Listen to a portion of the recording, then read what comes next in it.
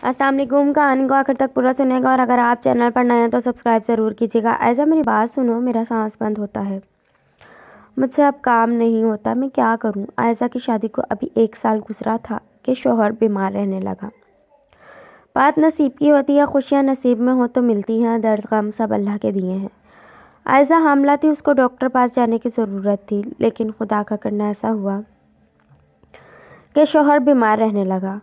एक खुद बीमार, फिर शौहर की बीमारी भी, हालात काफ़ी बुरे होने लगे। शौहर फैसल थोड़ा चलता और सांस रुकने लगती थी। आयशा फैसल के पास बैठी, फैसल मुझे दर्द होता है कमर में बहुत, डॉक्टर ने कहा था चेकअप करवाना एक बार ज़रूर, अब तुम भी एक माह से घर हो, मुझे डॉक्टर के पास ले जाओ। फैसल उदास था बहुत।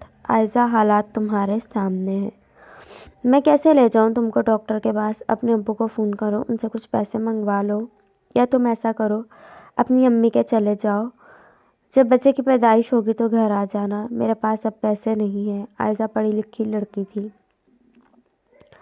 शादी से पहले एक प्राइवेट स्कूल में टीचर थी, लेकिन शादी के बाद जॉब छोड़ दी थी। आयशा ने माँ को फ़ोन किया, अम्मी जी फैसल भी बीमार रहता है, हम बहुत परेशान हैं, भाई को कहो मुझे आकर ले जाए।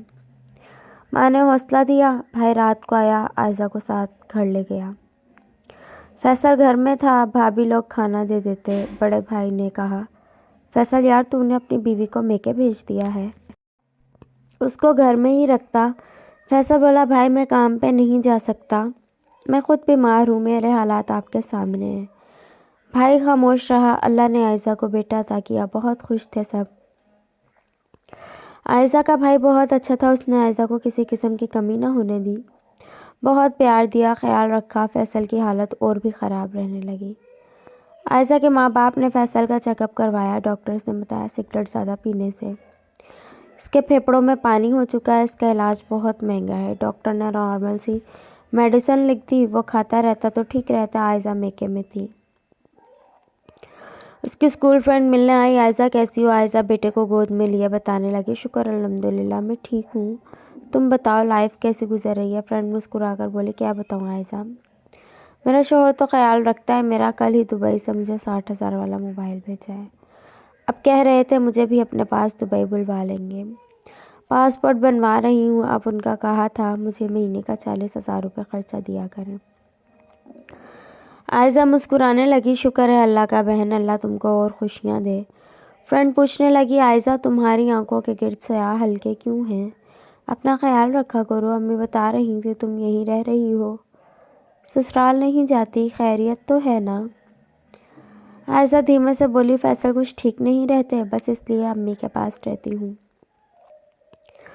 फ्रेंड बोली, अच्छा तो तुम कोई जॉब कर लो स्कूल में किसी। आयशा ने बताया, नहीं अभी मेरा बेटा छोटा है, छोड़कर नहीं जा सकती।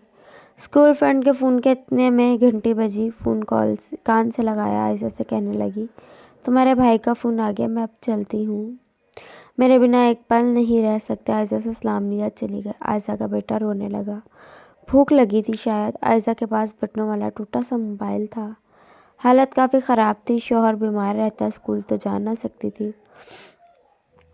लोगों के कपड़े सिलाई करने लगी।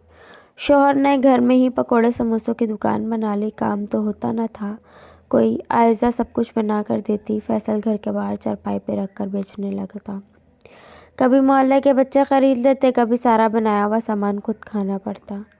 मुश्किल से 2 वक्त की रोटी खा रहे थे। अल्लाह ने एक और बेटा अता किया, 2 बेटे फैसल और आयशा। घर का खर्च चलना बहुत मुश्किल हो गया था। छोटा बेटा जो अभी 1 साल का था वो बीमार रहता, डॉक्टर कहते हैं मेडिकल स्टोर से दूध लेकर पिलाओ बच्चे को, लेकिन एक दूध के डब्बे की कीमत 2,000 रुपये थी। जहाँ खाने के लाले हों वहाँ इतना महंगा दूध लाकर बच्चे को कैसे पिलाया जा सकता था? आयशा बहुत परेशान थी। मेके वाले जितना हो सकता था करते थे, लेकिन फैसल को डॉक्टर जितना सिगरेट पीने से मना करते, फैसल उतनी ही ज़्यादा सिगरेट पीता।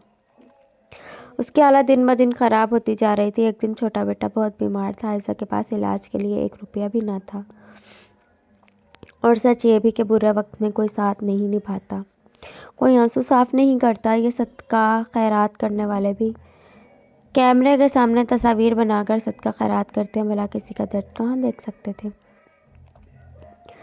عائزہ کا بھائی بھی کہنے لگا ہم لوگ نئے مکان بنانے لگے ہیں، ہمارے پاس نہیں ہے۔ ابھی فیصل کے بھائی بھابھی پہلے ہی منہ نہ لگاتے تھے۔ فیصل کی حالت بہت خراب ہونے لگی تھی۔ فیصل ساری رات کھانستا، سانس بند ہونے سے تڑپتا۔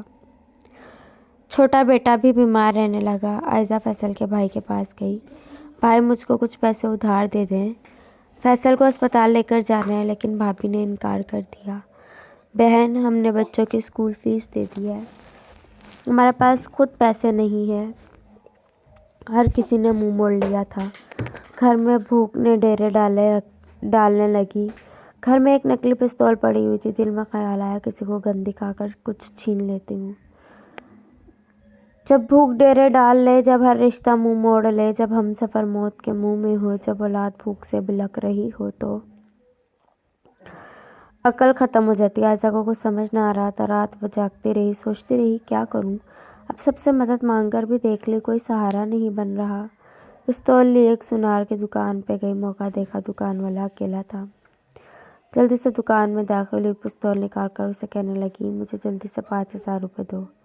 سونار مرد تھا۔ آخر عائزہ بار بار کہتی رہی مجھے جلدی سے 5,000 روپے دو، نہیں تو گولی مار دوں گی۔ سونار سمجھ گیا، عورت اناڑی، اب جھپٹا عائزہ کے ہاتھ سے پستول چھین لیا، عائزہ کے منہ پر تھپڑ مارنے لگا۔ عائزہ پیچھے لگی، کرسیوں پہ گر گئی۔ اتنے میں دکاندار نے شور مچایا، سب اکٹھے ہو گئے۔ عائزہ رو رہی تھی۔ عائزہ کی ویڈیو بنائی گئی، فیس بک پہ خوب چرچا ہوا۔ عورت چوری کرتے ہوئے پکڑی گئی، پولیس والوں نے 4-5 کیس اور ڈال دیے۔ یہ عورت بہت بڑی کرمنل ہے۔ عائزہ رونے لگی، یا اللہ مدد فرما۔ جب فیصل کو پتہ چلا عائزہ نے یہ حرکت کی ہے، وہ غصے سے پھٹ پڑا، چیخ چیخ کر کہنے لگا عائزہ سے میرا کوئی تعلق نہیں ہے، عائزہ کو بھی میں ابھی اسی وقت طلاق دیتا ہوں۔ وہ جیل میں عائزہ کے سامنے کھڑا تھا۔ عائزہ روتے ہوئے بولی فیصل آپ کی حالت مجھ سے دیکھی نہیں جا رہی تھی، اس لیے میں پاگل ہو گئی تھی، میں کیا کرتی، آخر سب سے مدد مانگ کر دیکھ لیتی۔ فیصل غصے سے بولا عائزہ تم مجھے مرنے دیتی لیکن یہ ذلیل حرکت نہ کرتی۔ فیصل نے طلاق دے دی۔ عائزہ کے ماں باپ بھی آ گئے۔ عائزہ میری بیٹی ایسا کیوں کیا؟ عائزہ روتے ہوئے بولی امی میرا بیٹا بیمار ہے، اس کے علاج کے لیے پیسے نہیں تھے، فیصل کام کرتا نہیں، کوئی بھائی سے پیسے مانگے تو بھائی نے کہا ہم نیا مکان بنا رہے ہیں، میں کہاں جاتی ماں، میں کہاں جاتی۔ غریبی بہت بڑا ستم ہے، غریبی مذہب کے فرق بھلا دیتی ہے، افلاس حرام حلال بھلا دیتی ہے۔